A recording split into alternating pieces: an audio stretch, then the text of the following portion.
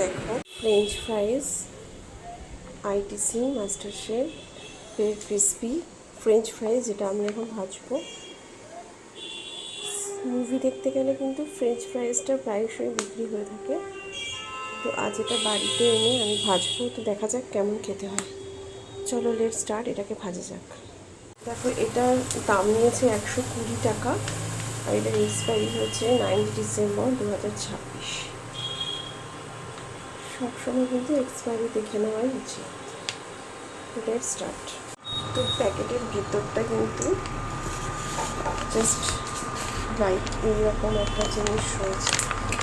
Basically এটা কিন্তু আলু ভাজা। জাস্ট এটা আমি তেলে দিলাম।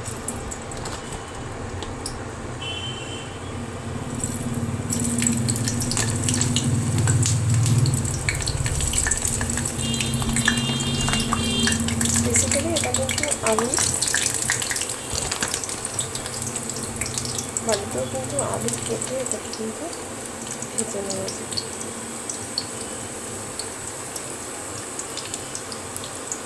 এটা কিন্তু একটু রেড করে কিন্তু ভাজতে হবে, লাল লাল করে না ভাজতে গেলে জিনিসটা ভালো হবে। এখানে কিন্তু সাদা কিন্তু রয়েছে, এই কালারটা নিতে হবে জাস্ট।